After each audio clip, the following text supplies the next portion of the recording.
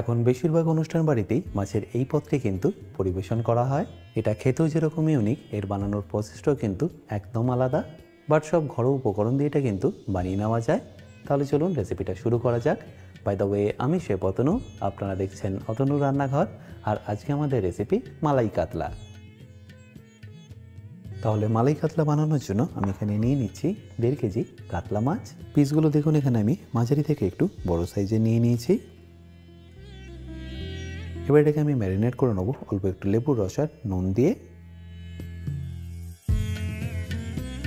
এই রেসিপির জন্য আপনাদের আলাদা করে হলুদ বা লাল লঙ্কার গুঁড়ো এখানে দিতে হবে না।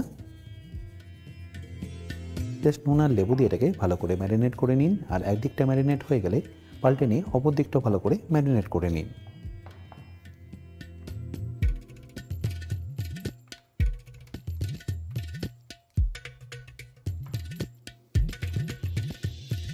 আপনারা লেবুর জায়গায় অল্প একটু কিন্তু ভিনেগারও ব্যবহার করতে পারেন।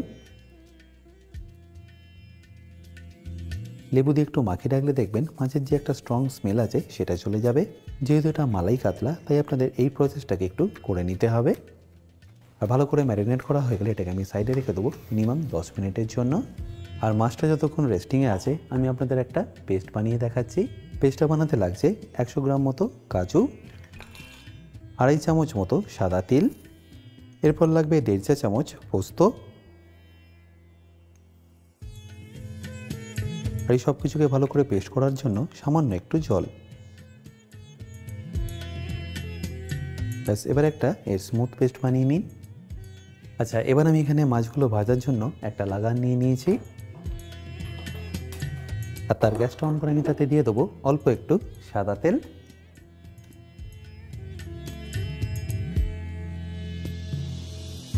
আর তেলটা গরম হয়ে গেলে আমি এখানে একে একে মাছগুলোকে দিয়ে দেবো। এই মাছগুলোকে কিন্তু আপনাদের খুব বেশি লাল লাল করে ভাজতে হবে না।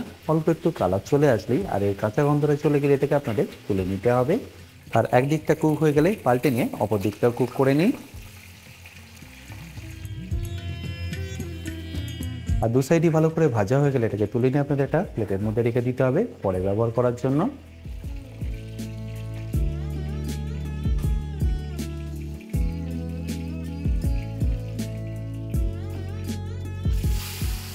এবার এই একইভাবে আমি বাকি মাছগুলোকেও ভালো করে ফ্রাই করে নিচ্ছি।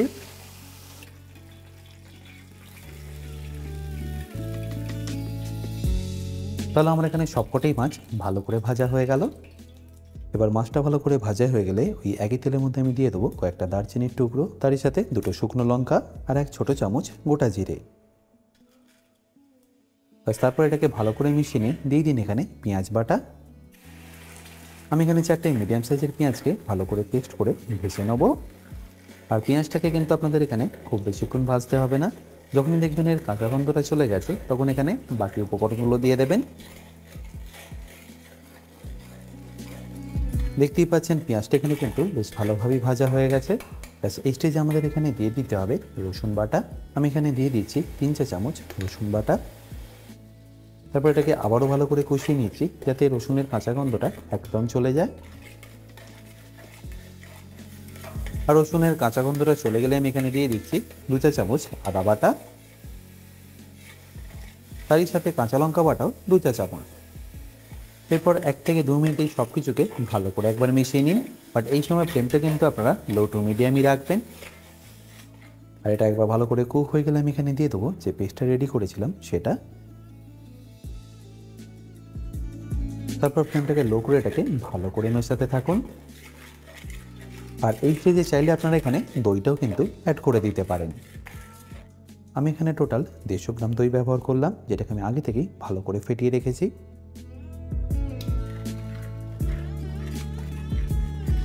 আর দইটা দেওয়ার সময় আপনারা নিশ্চয়ই দেখলেন ফ্লেমটা কিন্তু আমি একদম লো রেখেছি, নাহলে কিন্তু দইটা দেওয়ার সাথে সাথেই দইটা কেটে যাওয়ার একটা সম্ভাবনা থাকবে।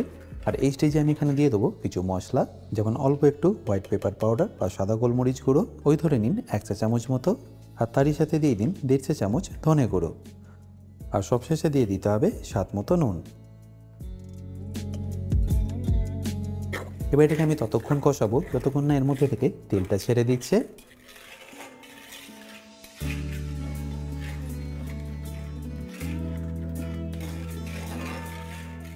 দেখুন মশলা থেকে কিন্তু আস্তে আস্তে তেলটা ছাড়া শুরু করে দিয়েছে। এই স্টেজে আমি এখানে দিয়ে দেবো পরিমাণ মতো জল আর দুধ। আমি এখানে 5 কাপ জল আর 5 কাপ দুধ ব্যবহার করলাম।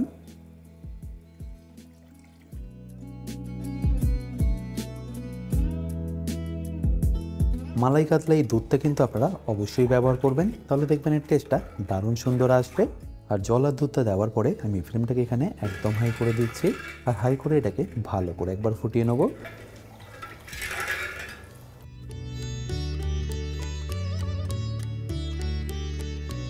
দেখতেই পাচ্ছেন গ্রেভিটা ফুটে গিয়ে বেশ অনেকটাই রিডিউস হয়ে গেছে, আর তেলটা কিন্তু এর মধ্যে থেকে বেশ ভালোভাবেই ছেড়ে দিয়েছে। বাস এই স্টেজে ফ্লেমটা আপনারা একদম লো করে দিয়ে এখানে দিয়ে দিন ফ্রেশ ক্রিম। আমি এখানে 3 চা চামচ ফ্রেশ ক্রিম দিয়ে দিলাম। তারপর এটাকে ভালো করে একবার মিশিয়ে নিচ্ছি।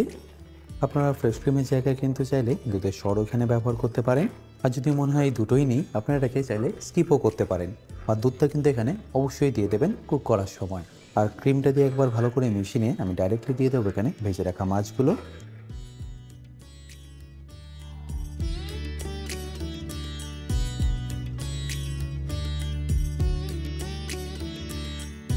আর মাছগুলো দেওয়ার পরে ফ্লেমটা কিন্তু আপনারা হাই করবেন না, এইভাবে স্লো ফ্লেমে এটাকে ফুটিয়ে নেবেন 2 থেকে 3 মিনিটের জন্য, যাতে মাছের ফ্লেভারটা গ্রেভির মধ্যে খুব ভালোভাবে চলে আসে।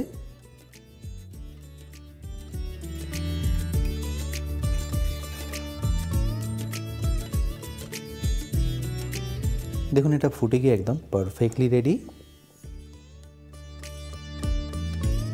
ব্যাস এবার এটাকে ফাইনালি আমি ফিনিশ করব অল্প একটু গরম মশলা আর তারই সাথে সামান্য একটু খোয়া ক্ষীর দিয়ে। যদি মনে হয় আপনারা খোয়া ক্ষীর ব্যবহার করবেন না, সেক্ষেত্রে আপনারা এখানে অল্প একটু চিনির ব্যবহার করতে পারেন। ব্যাস তারপর একবার ভালো করে মিশিয়ে নিলেই আপনাদের মালাই কাতলা কিন্তু perfectly ready.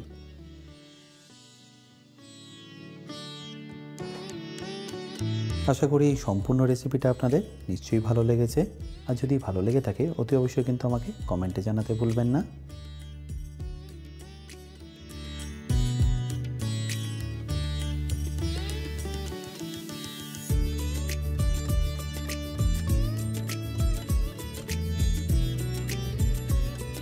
By the way, আমি শেখ অতনু, আপনারা দেখছিলেন অতনু রান্নাঘর।